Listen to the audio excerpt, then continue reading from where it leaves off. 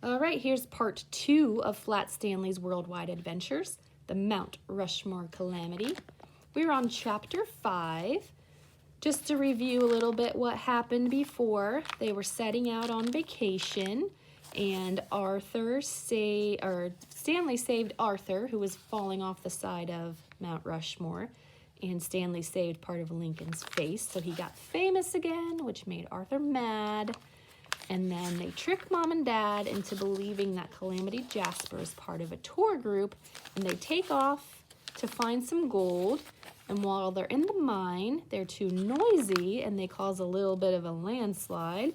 And then Calamity Jasper gets stuck, but the two boys work together to pop that rock right off there and get Calamity Jasper out.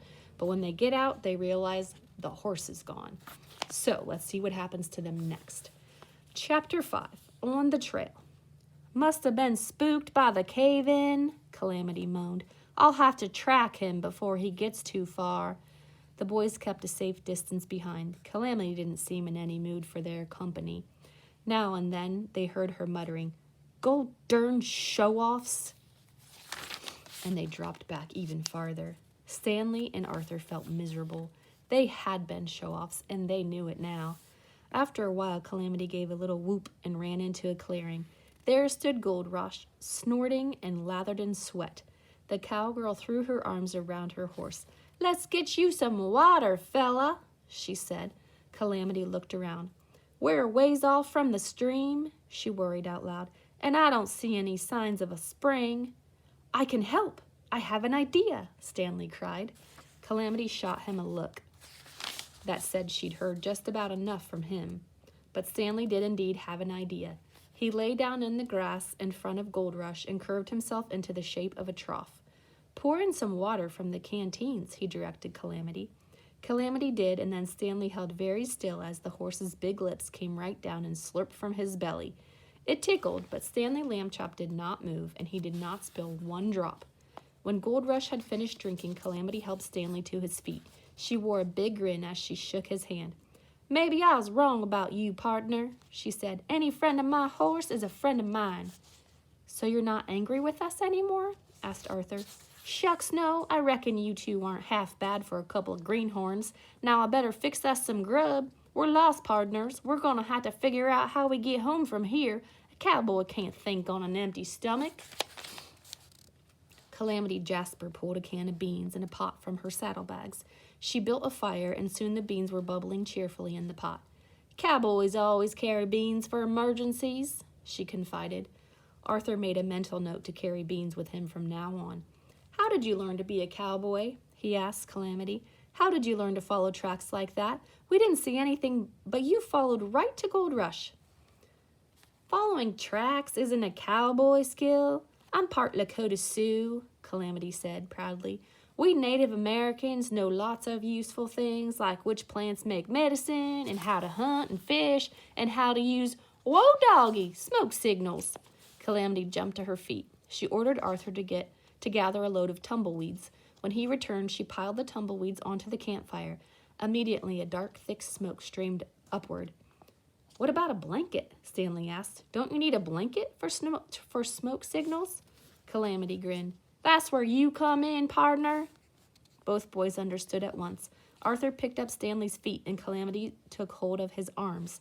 Together they flapped Stanley over the fire, sending puffs of thick smoke into the clean air. Stanley very bravely held his breath and didn't cough once. Before too long, they heard a rustling in the bushes at the edge of the clearing. The tour group.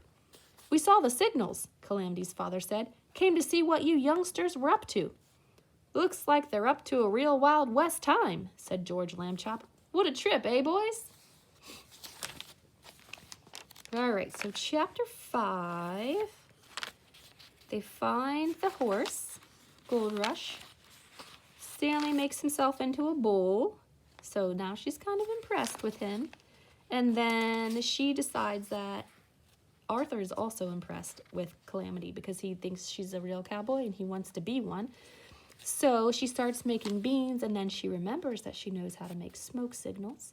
So they make smoke signals, and their parents find them. All right, chapter 6, Around the Campfire. The children were grateful to follow the tour group back along the trail. As they crested Mount Rushmore over Lincoln's Face, the boys walked to the edge to take a look. The repair crew had done an excellent job. The crack was barely visible. Stanley stepped out even farther. "See, Arthur?" he boasted. "See? I can too stand out here." But just then a sudden gust of wind caught Stanley by surprise. It swept him off his feet and he went skittering down Lincoln's steep forehead, coming to the rest on the bridge of Lincoln's long nose. There he is. Stanley held on for dear life. He looked around. Far, far above him he saw Arthur looking terribly worried, and suddenly he was very glad his brother had brought his authentic cowboy gear with him. "Arthur," he cried, "throw down your lasso." Arthur uncoiled his lasso and swung it around and around, aiming. Then he let go, and the rope went sailing out into the South Dakota sky and landed right in front of Stanley's outstretched hand. Calamity Jasper gave Arthur an admiring nod. "Mighty fine twirling, buckaroo," she applauded. "Mighty fine." Stanley grabbed hold of the rope and tied it around his waist. "Bring me up, Arthur," he called. Just then another gust of wind blew across the mountain. It lifted Stanley Lambchop up like a kite, up and up until the lasso was stretched taut. Stanley flew high above the tour group. "Boys," Mrs. Lambchop called when she saw what was going on, "quit that horsing around." "Now, dear, the boys are just having a bit of fun," Mr. Lambchop said. "It's their vacation, too, after all. I don't see any harm." "I suppose you're right, George," Mrs. Lambchop said. "Still, I noticed Stanley smelled strongly of smoke, and that is not good for a growing boy. I'd like him to come back to camp and change his clothes.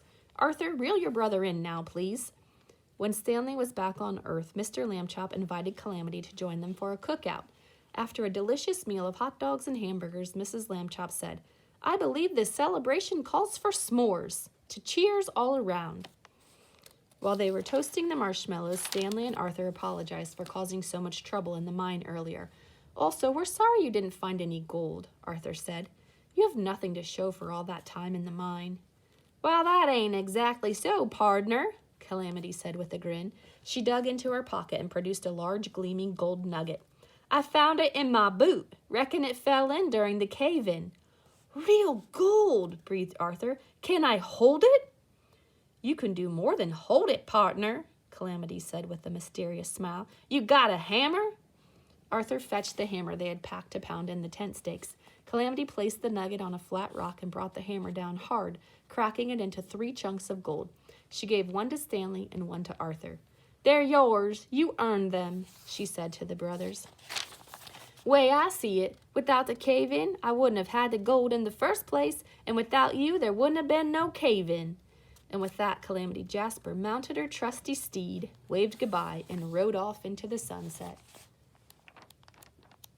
All right, so chapter 6. Stanley falls off the side of Mount Rushmore, and Arthur throws down his rope to save him, but ends up turning into a kite accidentally, but his mom and dad think he did it on purpose. But they don't mind because it's vacation and they should have fun. So they reel him in. They have hot dogs and hamburgers, campfire, have some s'mores. Calamity Jasper finds a gold nugget in her boots, breaks it into 3 pieces to share with her friends. And then she leaves. Chapter 7. There's no place like home. The next day was the last of their vacation. Calamity was off at a rodeo and the Lambchops were enjoying the park as a family. Many interesting activities filled the day, but Mr. and Mrs. Lambchop noticed the boys seemed subdued. Do you know what subdued means? It means kind of sad.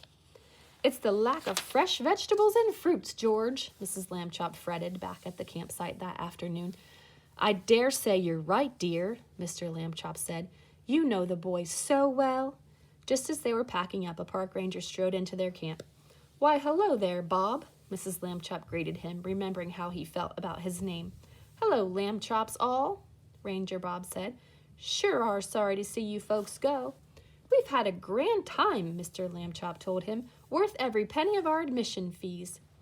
"That's what I'm here about," said Ranger Bob. Your brave son Stanley paid his fee like everyone else, and given what a hero he was, something doesn't seem right about that.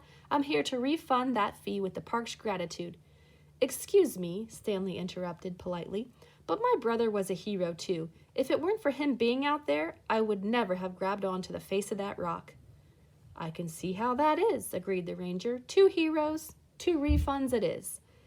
Then Ranger Bob personally affixed the Mount Rushmore State Park sticker to the rear window of the Lambchop's car and bade them a safe trip home. Mrs. Lambchop looked into the car, overstuffed once more. "I'm sorry, boys, but—" "Nope," said Stanley. "Arthur can have the space. You can mail me home. I don't mind." So the Lambchops drove to the nearest post office and slipped their elder son into a large mailing envelope, along with the rest of the graham crackers, a slice of American cheese, and a deck of cards. "Insurance?" asked the postmaster.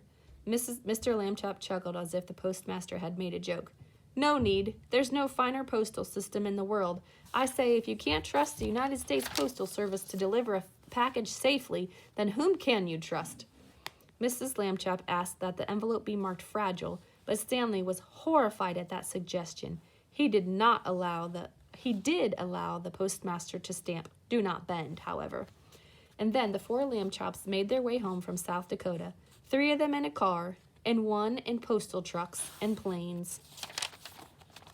Stanley arrived home first, refreshed by his restful trip, and helped unpack the car when his weary family appeared.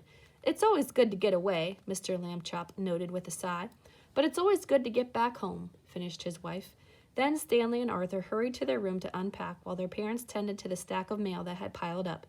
Arthur pinned the newspaper article about them up on the bulletin board. "Brother Heroes," read the headline above a photo of the boys, smiling with their arms around each other. "You know, Stanley," he said, "I don't think I ever thanked you for what you did, becoming a bridge for me to cross over." "Well, I didn't thank you either for lassoing me when I fell down the mountain," Stanley replied.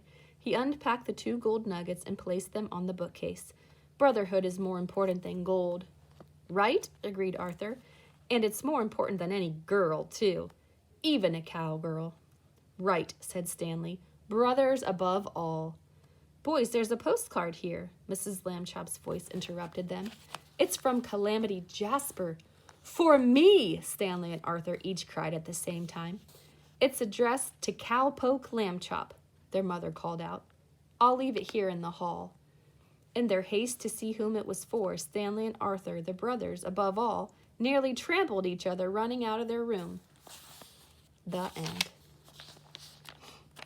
Okay, so chapter 7, they're getting ready to go home, but the park ranger comes and says that Stanley's a hero, so he doesn't have to pay his admission fee.